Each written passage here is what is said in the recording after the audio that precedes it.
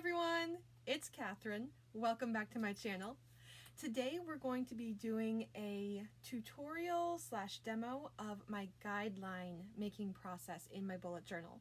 I talked about it in my last plan with me, which you can watch here. I think I'm pointing the right way. We'll see.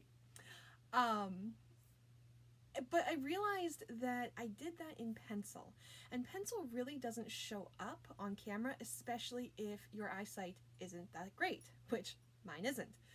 So I thought I would do a quick tutorial about how I actually do this and why I find it so useful. As you can see, we're in my classroom today, my online classroom. I had filmed this all in one go. It is a one take, but I lost some footage from the very beginning, so when we switch over to the journal portion, we're just jumping right in. So I just wanted to explain a little bit about what I did to set up.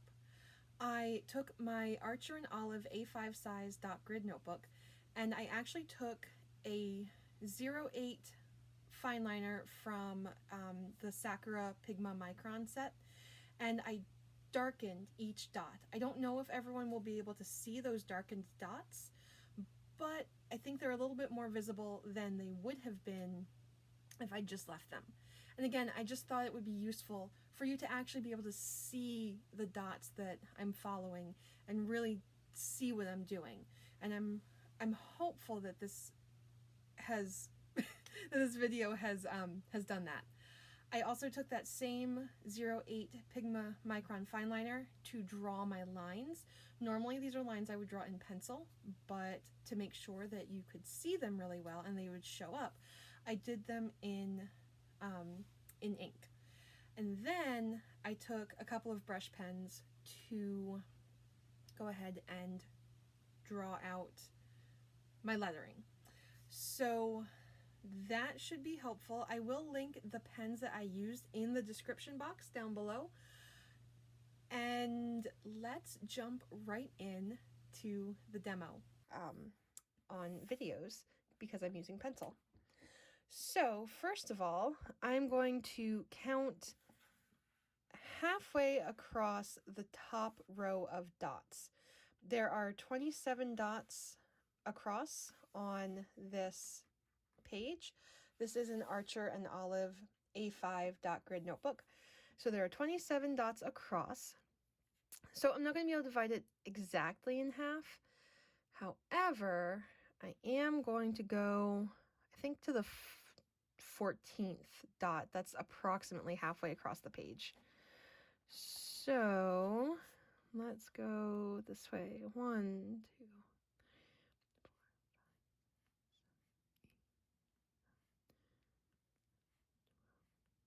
14 right here. And this mark is here so that I know which dot to start on. So if I get distracted or I need to take the dog out or anything like that, I can come back and I don't have to recount because counting again is annoying. The other thing to keep in mind is this dot grid, this darkened dot grid that I've made is not perfectly even. I can see the dots, but sometimes I miss. And so it's definitely a little wonky in spots. So this line is not going to be anywhere near perfect. Honestly, my guidelines aren't typically perfect. They're not perfectly straight, and it's fine because they're just guidelines and they're going to be erased. Except for this one, which I'm going to do in ink so you all can see it. So we're just going to follow this line all the way down the page.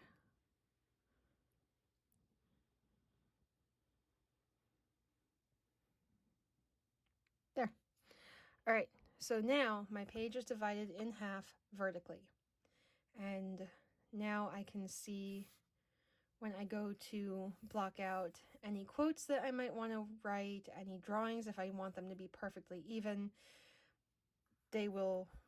I'll be able to more easily see half and space things accordingly. Next, I need to draw my guideline across the very center of the page. So there are 39 dots all the way down to the bottom. So top to bottom, 39 dots. So I'm going to go at approximately the 20th dot. And you can go one on either side of that. It doesn't matter that much. Again, this is just for my own reference. So let's count to 20.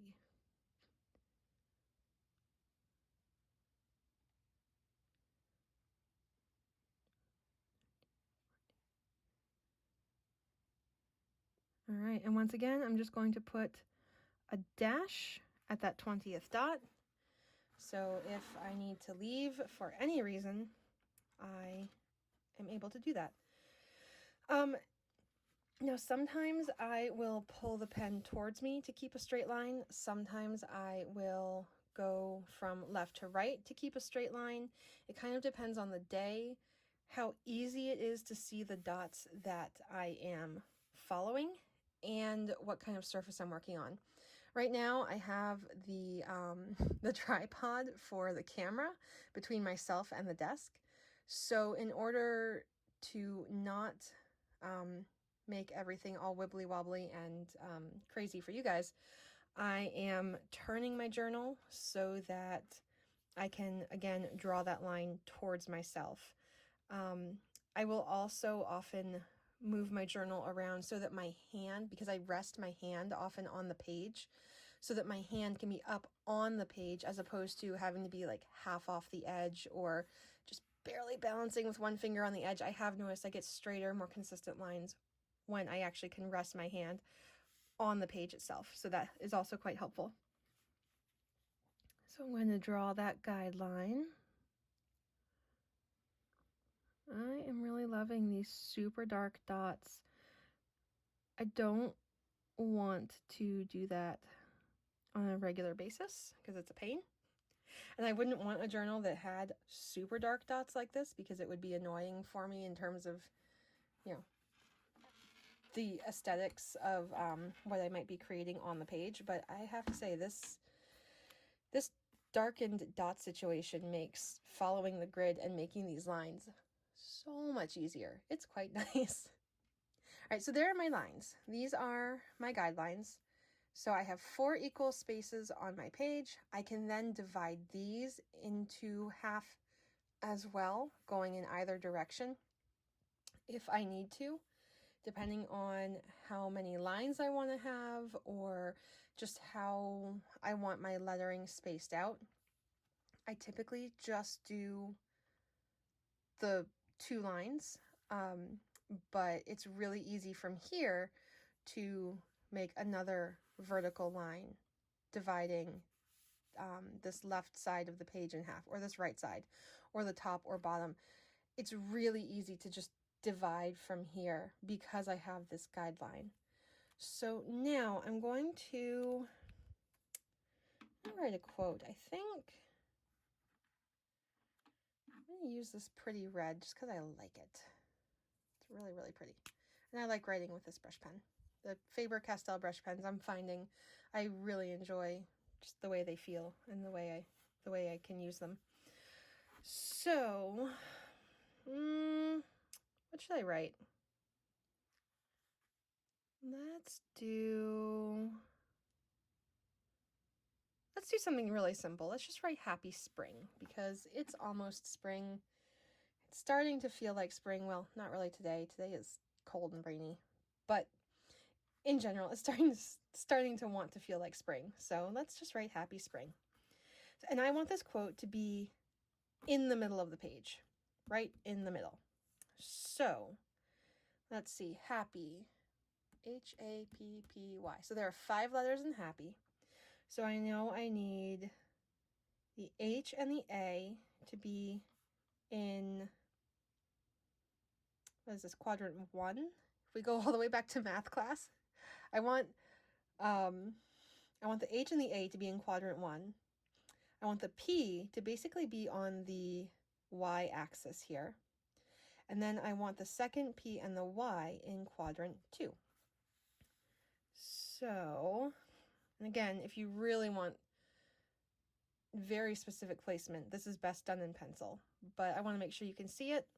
So we're just going to write, I'm just doing this for an example, so it doesn't really matter if it's perfect.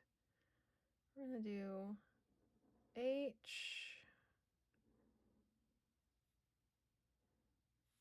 A,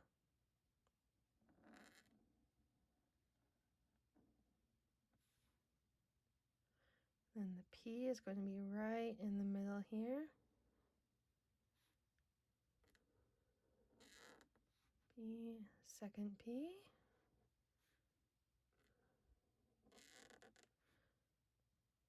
Y.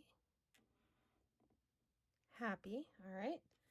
So again, you can see that happy is pretty much in the center there. I've got it fairly evenly divided between quadrants 1 and 2. And then between the top half and the bottom half, it's more or less along that x-axis. So it's pretty even. And then I want to write spring. So let's switch colors. Probably should have done happy in black and then spring in red, but oh well. All right, now spring, S-P-R-I-N-G, so 6 letters. So that means I want spring to be fairly evenly divided between quadrant 4 and 3, right? 1, 2, 3, 4. So I want spring half in quadrant 4, half in quadrant 3. And because I have these 3 letters here, the P, P, and Y, that drop down into this bottom half of the page, I'm going to try to put my letters so that the shorter ones are over under here. So let's say we're going to use a capital S. And I'm going to come fairly far over to the left-hand side of the page. And we're going to go fancy cursive S, S, P, R, I, N,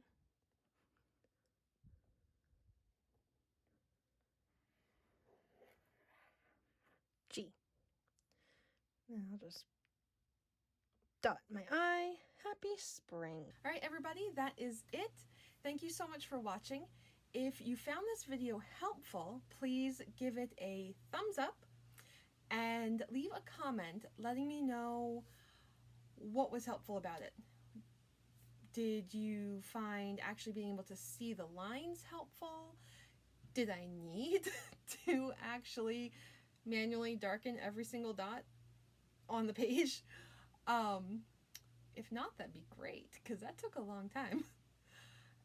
And let me know what are some things that you've done to make bullet journaling or creating art in general easier and more manageable to work around anything that you have some trouble with.